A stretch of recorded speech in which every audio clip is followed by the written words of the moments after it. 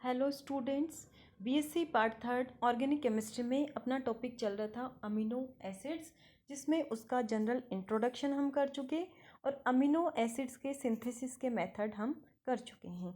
आज की क्लास में हम पढ़ेंगे अमीनो एसिड्स की physical properties, zwitter-ion, iso electric point. ये 3 टॉपिक हम पढ़ेंगे, तीनों ही काफ़ी इंपॉर्टेंट हैं। अब सबसे पहले देखो physical properties of amino acid. तो all amino acids are colourless crystalline solids. ये कलरलेस होते हैं, कोई कलर नहीं होता, और ये क्रिस्टलाइन सब्सटेंस होते हैं। Amino acids are soluble in water, acid and base. ये पानी में घुल जाते हैं, एसिड में घुल जाते हैं और बेस में घुल जाते हैं, लेकिन इनकी सॉल्युबिलिटी ऑर्गेनिक सॉल्वेंट्स स्पेरिंगली यानी बहुत ही कम सॉल्युबल होते हैं। ऑर्गेनिक सॉल्वेंट जैसे ईथर हो सकता है, अल्कोहल हो सकता है, तो इन सब में इनकी सॉल्युबिलिटी होती है वो बहुत ही कम होती है। ठीक है। अब they have high melting point, इनका मेल्टिंग पॉइंट काफ़ी ज़्यादा होता है। मेल्टिंग पॉइंट तक इनको गर्म करने पर ये डीकम्पोज हो जाते हैं। सारे जो अमीनो एसिड्स होते हैं वो ऑप्टिकली एक्टिव होते हैं। ऑप्टिकली एक्टिव सब्सटेंस यानी जो जिसमें किरेल कार्बन प्रेजेंट है। ठीक है, किरेल कार्बन प्रेजेंट है, वो क्या करेगा, प्लेन पोलराइज्ड लाइट है उसको रोटेट कर देगा, या तो क्लॉकवाइज डायरेक्शन में या फिर एंटी क्लॉकवाइज डायरेक्शन में। लेकिन जो ग्लाइसिन है वो ऑप्टिकली इनएक्टिव है। अब ग्लाइसिन ऑप्टिकली इनएक्टिव क्यों है? क्योंकि देखो ग्लाइसिन का फॉर्मूला क्या होता है, CH2 NH2 COOH। अब इसमें कायरल कार्बन नहीं है, क्योंकि कार्बन की चारों वैलेंसी डिफरेंट ग्रुप से सेटिस्फाइड होनी चाहिए, यहाँ पे 2 हाइड्रोजन। इस वजह से केवल एक ही अमीनो एसिड है ग्लाइसिन जो ऑप्टिकली इनएक्टिव है, और सारे अमीनो एसिड्स हैं वो ऑप्टिकली एक्टिव होते हैं। सारे जो नेचुरल अमीनो एसिड्स हैं उनका एल कन्फिग्रेशन होता है। एल कन्फिग्रेशन यानी इसमें अमीनो एसिड्स में जब फिशर प्रोजेक्शन फॉर्मूला लिखते हैं तो NH2 ग्रुप है वो अगर राइट साइड में होता है तो डी कन्फिग्रेशन, और NH2 ग्रुप अगर लेफ्ट में होता है वो कौन सा कन्फिग्रेशन होगा, एल कन्फिग्रेशन। तो सारे जो नेचुरल अमीनो एसिड्स हैं उनका कौन सा कन्फिग्रेशन है, एल कन्फिग्रेशन। ठीक है, एल कन्फिग्रेशन होने की वजह से ये बायोलॉजिकल एक्टिविटी भी शो करते हैं। Dipole moment of amino acids are very high. ये डाइपोलर स्पीसीज है, ठीक है, ये अपन आगे पढ़ेंगे, और इनका डाइपोल मोमेंट है वो काफ़ी हाई होता है। इनमें देखो अमीनो एसिड यानी अमीनो ग्रुप प्रेजेंट होगा और कार्बोक्सिलिक ग्रुप है वो प्रेजेंट होगा। तो IR स्पेक्ट्रोस्कोपी में अमीनो ग्रुप का बैंड मिलना चाहिए और कार्बोक्सिलिक ग्रुप का जो स्पेसिफिक बैंड है वो मिलना चाहिए, लेकिन इसमें ऐसा स्पेसिफिक बैंड है वो नहीं मिलता। इसमें बैंड मिलता है या तो मिलेगा COO- का, या फिर इसमें बैंड मिलेगा NH3+ का।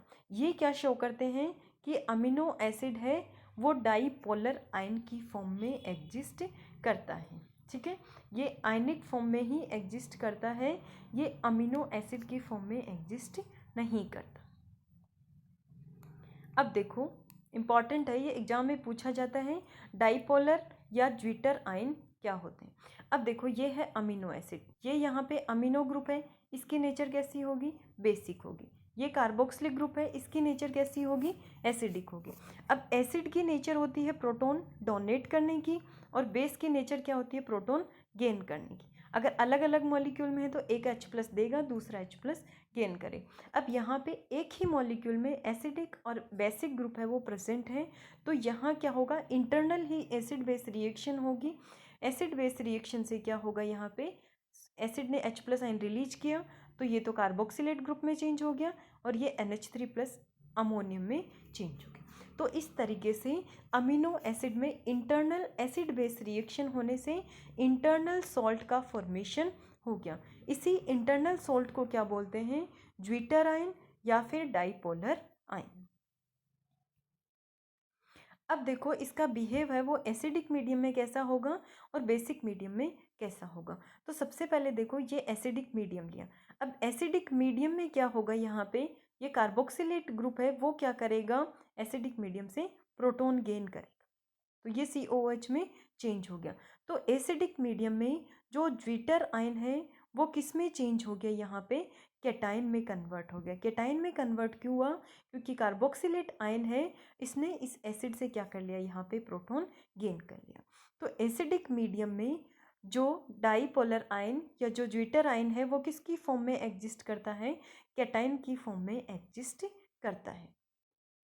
अब बेसिक मीडियम में क्या होगा, बेसिक मीडियम में क्या होगा, जो NH3+ है वो क्या करेगा, अपना एक प्रोटॉन है वो बेस को दे देगा यहाँ पे। तो इसने अपना एक प्रोटॉन यहाँ पे डोनेट किया, ये न्यूट्रल हो गया, NH2 ग्रुप में चेंज हो गया। तो इस तरीके से एसिडिक मीडियम में तो ये किस में कन्वर्ट हो रहा है, कैटायन में चेंज हो रहा है, और बेसिक मीडियम में ये किस में चेंज हो रहा है, एनायन में। तो आगे की रिएक्शंस में ही हम देखेंगे कि एसिडिक मीडियम में इसका बिहेवियर कैसा होता है और बेसिक मीडियम में कैसा होता है। तो एसिडिक मीडियम में ये कैटायन की फॉर्म में एग्जिस्ट करता है, और बेसिक फॉर्म में ये किसकी फॉर्म में एग्जिस्ट करता है, एनायन की फॉर्म में एग्जिस्ट करता है। अब यहाँ पे देखो आइसो इलेक्ट्रिक पॉइंट, ठीक है। अब अमीनो एसिड में देखो, प्रत्येक अमीनो एसिड के लिए एक ऐसी पीएच होती है। अब ये देखो ज्वीटर आयन है, उसमें प्लस चार्ज भी है और इसमें माइनस चार्ज भी है, ठीक है। तो यानी इसमें इलेक्ट्रिक फील्ड लगाएंगे तो ये कहीं भी मूव नहीं करेगा। लेकिन मीडियम अपना एसिडिक या बेसिक हो गया तो मूव करेगा, क्योंकि एसिडिक मीडियम में वो केटाइन की फॉर्म में एग्जिस्ट कर रहा था और बेसिक मीडियम में एनाइन की फॉर्म में।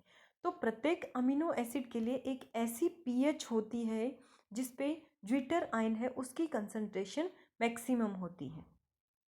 तो ज्वीटर आयन की कंसंट्रेशन मैक्सिमम होगी तो उस कंसंट्रेशन पे वो किसी भी इलेक्ट्रोड की तरफ मूव नहीं करेगा, क्योंकि इसमें प्लस और माइनस चार्ज दोनों इक्वल है, तो ये कहीं भी मूव नहीं करेगा। और उस पीएच को हम क्या कहेंगे, आइसो इलेक्ट्रिक पॉइंट, यानी वो पीएच जिसपे अमीनो एसिड किसी भी इलेक्ट्रोड की तरफ मूव नहीं करता। ये प्रत्येक अमीनो एसिड का एक विशेष गुण है। सभी अमीनो एसिड का आइसो इलेक्ट्रिक पॉइंट है वो एक जैसा नहीं होता, सभी का अलग अलग होता है। अब देखो अमीनो एसिड का अम्लीय विलयन, ठीक है। अम्लीय माध्यम में अमीनो एसिड किसकी फॉर्म में एग्जिस्ट कर रहे थे, कैटाइन की फॉर्म में एग्जिस्ट कर रहे थे, ठीक है। तो कैटाइन की फॉर्म में इसमें अगर अपन इलेक्ट्रिक फील्ड लगाएंगे, यानी कि अपन ने इलेक्ट्रोलाइट लिया, इलेक्ट्रोड लगाए, कैथोड है और इधर एनोड है। कैथोड पे कैसा चार्ज होता है, नेगेटिव चार्ज, और एनोड पे पॉजिटिव चार्ज। तो अगर अपन इलेक्ट्रिक फील्ड लगाएंगे अमीनो एसिड के एसिडिक सॉल्यूशन में, एसिडिक सॉल्यूशन यानी ये पॉजिटिवली चार्ज्ड है, तो इस कंडीशन में क्या होगा, ये किधर मूव करेगा, कैथोड की तरफ मूव करेगा, ठीक है।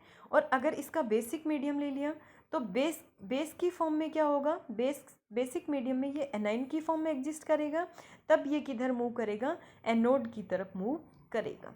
लेकिन आइसो इलेक्ट्रिक पॉइंट पे अमीनो एसिड है वो किसी भी इलेक्ट्रोड की तरफ मूव नहीं करता। आइसो इलेक्ट्रिक पॉइंट से हम अमीनो एसिड्स का सेपरेशन कर सकते हैं, ठीक है, क्योंकि एक स्पेसिफिक अमीनो एसिड है वही मूव नहीं करेगा और तो सारे मूव करेंगे इलेक्ट्रोड की तरफ। अब देखो सभी अमीनो एसिड्स के लिए अलग अलग होता है आइसो इलेक्ट्रिक पॉइंट।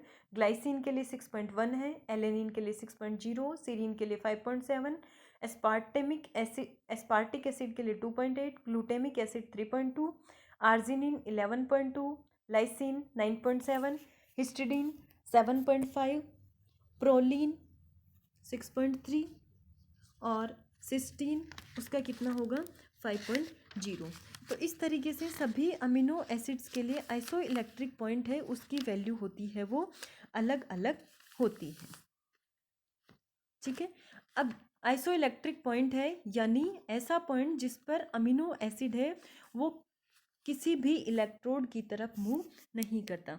सभी अमीनो एसिड के आइसो इलेक्ट्रिक पॉइंट एक जैसे नहीं होते, सबका अलग अलग होता है, ठीक है।